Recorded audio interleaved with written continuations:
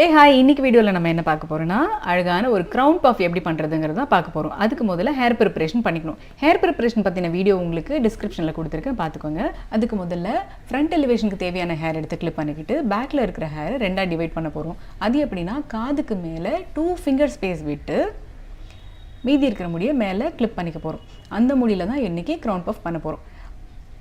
டேங்கெல்லாம் remove பண்ணினதுக்கப்புறமா சென்டராக இருக்கிற முடியில் ஒரு அழகான சி கர்வ் எடுத்துக்கணும். ஏன் சி கர்வ் எடுத்துக்கணும்னா அப்போ தான் வந்து நம்ம பேக்கோம் பண்ணும்போது நல்ல grip கிடைக்கும், நல்ல வந்து பேக்கோம் ஆகும். ஃப்ளாட்டாக எடுத்தோன்னா பேக்கோம் ஆகிறது கஷ்டம்.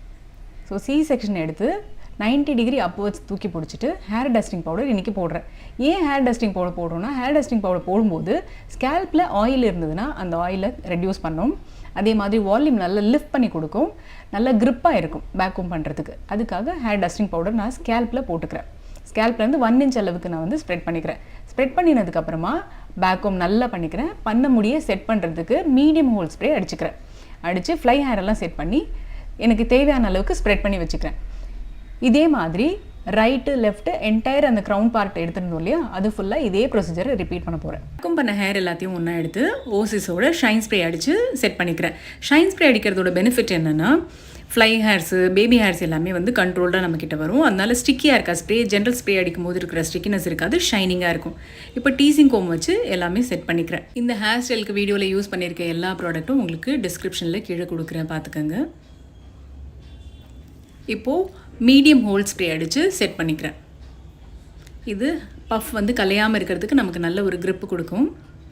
மறுபடியும் நல்லா கோம் பண்ணி செட் பண்ணிவிட்டு சென்டராக பிடிச்சு எந்த இடத்துல நமக்கு வேணுமோ பஃப் எந்த இடத்துல வேணுமோ லிஃப்ட் பண்ணவும் வேண்டாம், ரொம்பவும் லிஃப்ட் பண்ண வேண்டாம், கீழே இறக்கி பண்ண வேண்டாம். மிடில் க்ரௌனில் ஒரு கவரப் பஃப் மாதிரி பண்ணி ஒரு ட்விஸ்ட் கொடுத்து ஸ்கேல்போடு ஒட்டுனா மாதிரி ஹேர் பின்னை வச்சு செக்யூர் பண்ணிக்கலாம். 2 பக்கமும் 2 பின்னை வச்சு செக்யூர் பண்ணிக்கலாம். அழகான க்ரௌன் பஃப் இப்போ செட் பண்ணியாச்சு. இந்த ஹேர் ஸ்டைல் உங்களுக்கு எங்கெங்கெல்லாம் இம்ப்ளிமெண்ட் பண்ணலான்னா, ஒரு முகூர்த்தம் ஹேர் ஸ்டைல், ஜட ஸ்டைல் பண்ணுறதா இருந்தாலும் சரி, ஒரு பன் ஸ்டைல் பண்ணுறதா இருந்தாலும் சரி, ஒரு மெஸ்ஸி பிரைட், வாட்டவர் எந்த ஹேர் ஸ்டைலாக இருந்தாலும் இது ரொம்ப இம்பார்ட்டண்ட்டானது. இந்த ஹேர் ஸ்டைல் பண்ணும்போது எப்படி இருக்கும்னா ஃப்ரண்ட் எலிவேஷன் அழகாக உங்களுக்கு எடுத்து கொடுக்கும், அழகான ஃபேஸ் ஃப்ரேமிங்கு கிடைக்கும். இந்த வீடியோ கண்டிப்பாக உங்களுக்கு யூஸ்ஃபுல்லாக இருக்கும்னு நினைக்கிறேன். இந்த வீடியோ உங்களுக்கு பிடிச்சிருந்ததுன்னா கண்டிப்பாக மறக்காமல் லைக் பண்ணுங்கள், ஷேர் பண்ணுங்கள், சப்ஸ்கிரைப் பண்ணுங்கள், பெல் பட்டனை ப்ரெஸ் பண்ணுங்கள்.